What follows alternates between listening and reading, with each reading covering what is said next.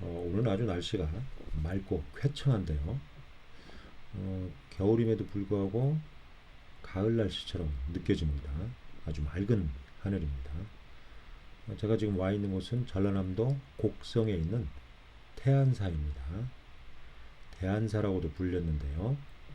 현재 태안사 입구 쪽에 연못이 조성되어 있고 한가운데 3층 석탑이 세워져 있습니다. 그리고 그 뒤로 보시는 것처럼 좌우로 넓게 태안사 가람이 조성되어 있습니다.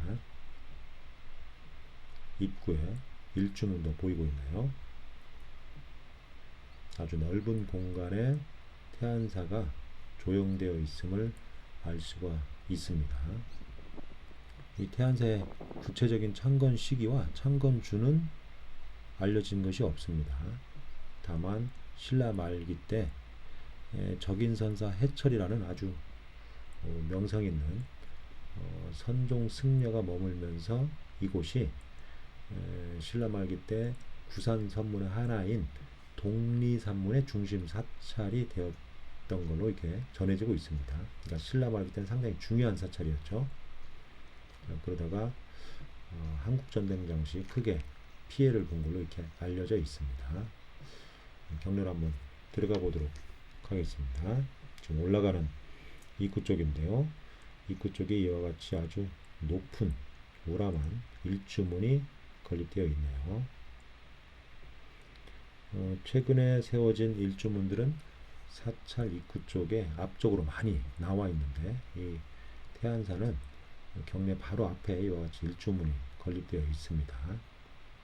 요즘에는 뭐 사역을 사찰로 들어오는 사람들에게 이곳이 우리 사찰임을 암시하기 위해서 입구 쪽에 멀리 일주문을 세웁니다.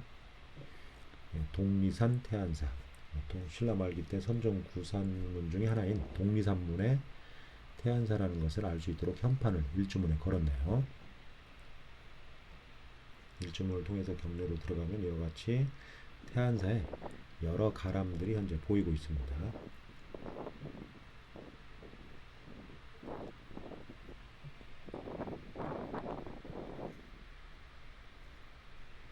가람이 아주 잘 정비된 그런 모습을 보이고 있네요. 거의 대부분 현대기에 들어와서 새롭게 건립된 그런 건물들입니다. 이 태안사에는 바로 입구 쪽에 이와 같이 부도군이 조성되어 있습니다. 이 부도군은 이 태안사의 어떤 연역을 아는데 굉장히 중요한 그런 정보를 제공해 주죠. 특히 어느 시기에 부도가 건립되어 있냐에 따라서 그 사찰의 시대별 연역을 알려주는 중요 자료 역할을 하기도 합니다. 지금 보시면 저 뒤쪽에 광자대사 부도, 고려 초기에 건립된 거죠. 그리고 대부분은 조선 후기에 건립된 부도고, 지금 보시면 현대기에 건립된 부도들도 같이 조성되어 있나요? 그러니까 고려 시대부터 조선 후기 그리고 현대기에 이르는 다양한 시대와 시기의 부도들이 건립되어 있습니다. 그리고 이렇게 석탑의 옥계석으로 보이는 그런 석재도 여기 놓여 있네요. 이게 스님의 사리탑을 세울 때 사용된 건지 아니면 석가모니의 사리를 봉안하기 위한 불탑에 활용된 건지는 정확히 알 수가 없지만 왜 이곳에 놓여 있는지는 알 수가 없네요. 어쨌든 저 옥계석이 스님의 사리탑을 세울 때 사용되었다면 당시 다양한 어떤 문화나 풍속을 알 수 있는 그런 자료라고 할 수 있습니다. 바로 이 부도군의 가장 오래되고 중심적인 부도라고 할 수 있는 이 부도가 바로 광자대사의 부도로 추정되는, 그리고 거의 확실시되는 부도입니다. 뭐 표면에 명문이 남아 있거나 아니면 해체했을 때 또는 발굴했을 때 이 부도의 주인공을 알 수 있는 직접적인 증거 자료가 나왔다면 이 부도의 주인공을 누구라고 100% 확신할 수 있지만 그런 자료는 나오지 않았습니다. 그렇지만 여러 정황으로 봤을 때, 다시 말해서 신라와 고려시대 때 부도하고 탑비를 건립하는 전통과 함께 이 부도 옆에 광자대사의 탑비가 세워져 있는 걸로 봐서 이 부도가 광자대사의 부도일 가능성이 아주 높다, 이렇게 이야기를 할 수 있습니다. 그러니까 확증적인 자료는 없지만 정황이나 심증상 광자대사의 부도일 가능성이 거의 확실시된다, 이렇게 이야기할 수 있는 거죠. 지금 기단부 모습인데요. 아주 섬세한 조각기법과 화려한 장식기법을 보이고 있죠. 안상도 아주 작지만 좌우로 두 개를 대칭되게 배치를 했고요. 탑신석에 조각상을 배치했는데 볼륨감은 크지 않지만 평면적인 조각기법을 보이고 있지만 아주 섬세하고 화려한 그런 조각기법을 보이고 있고요. 옥계석의 곡선적인 유리함이 느껴집니다. 상륜부 모습인데요. 상륜부에 올라가 있는 작은 옥계석도 첨어부를 치켜 올려서 아주 유려한, 마치 이렇게 날아가는 듯한 새의 날개를 보는 듯한 그런 느낌을 받을 수 있습니다. 광자대사의 부도 모습인데요. 전반적으로 규모는 작지만, 규모가 작다는 것은 신라나 고려시대 때 건립된 부도에 비해서는 규모가 작다는 겁니다. 그렇지만 상당히 안정되고 또 정연한 그런 양식을 보이고 있죠.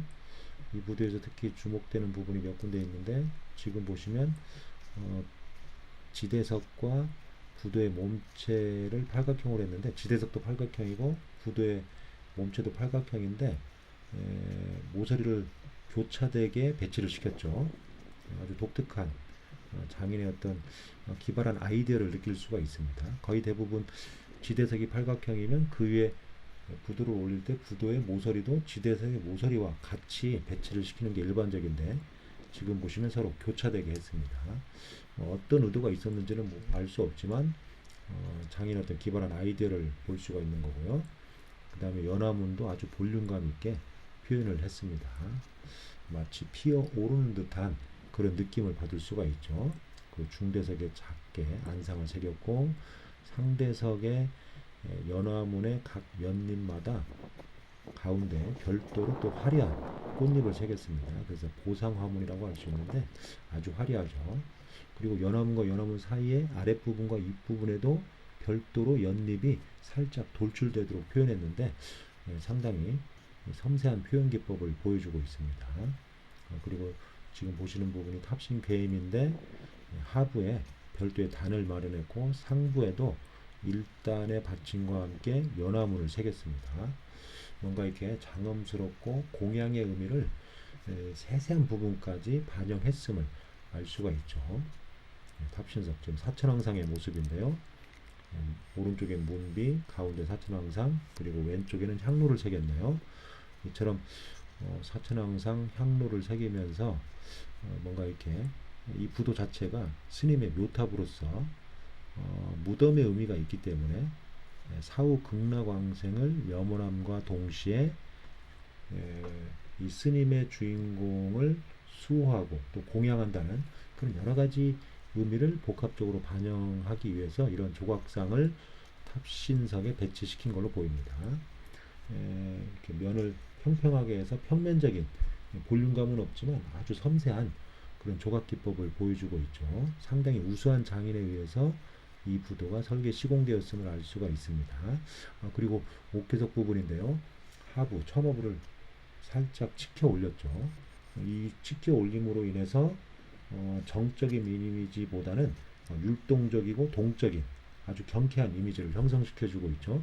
그리고 낙수면 부분인데 낙수면도 기와골과 기와등이 거의 그대로 표현이 되어 있고, 마루부 끝인데요. 지금 보는 부분이 마루장 기와 함께 끝에 현재는 파손되었는데 아마 망화를 번안한 어떤 형태가 장식되었을 걸로 보입니다. 지금은 다 파손됐네요. 아마 어떤 특정한 기와의 모양을 형상화시켜서 이렇게 새겼을 걸로 보입니다. 아주 정교하게 돌이 다듬어졌음을 알 수가 있죠. 그리고 유리한 곡선을 이루고 있고, 상륜부 모습인데 하부에 아마 어떤 부재가 있었는데 결실된 걸로 보입니다. 그리고 상륜부가 여러 부재가 상하로 누적돼서 올라가 있습니다. 이처럼 이 광자대사 부도인데요. 광자대사는 태조 왕건의 아들이었던 왕욱이 이 광자대사가 개성 흥왕사에 머물고 있을 때 제자의 예를 올린 아주 높은 스님이었다고 합니다. 탑비문에 의하면 그가 입적이 다가옴을 알고 바로 하산소인 곡성 태안사로 내려와서 945년 2월 2일 날 제자들을 모아놓고 마지막 설법을 한 후에 입적을 했다고 합니다. 당시 82세로 입적을 했다고 합니다. 그래서 문도들이 입적 소식을 고려의 왕이었던 해종에게 알리니까 당시 해종이 부도를 대한사에 건립하도록 했고, 또 거기에 소요되는 경비를 나라에서 지원하도록 했고요. 또 인부들도 주민들을 동원해서 공사를 진행하도록 했다고 합니다. 뭐 이러한 사실로 봐서 이 광자대사의 부도는 945년경에 건립되었을 걸로 보입니다. 고려 초기에 건립된 아주 우수한 치석 기술과 양식을 보여주고 있다는 점에서 상당히 중요한 그런 문화재라고 할 수 있습니다.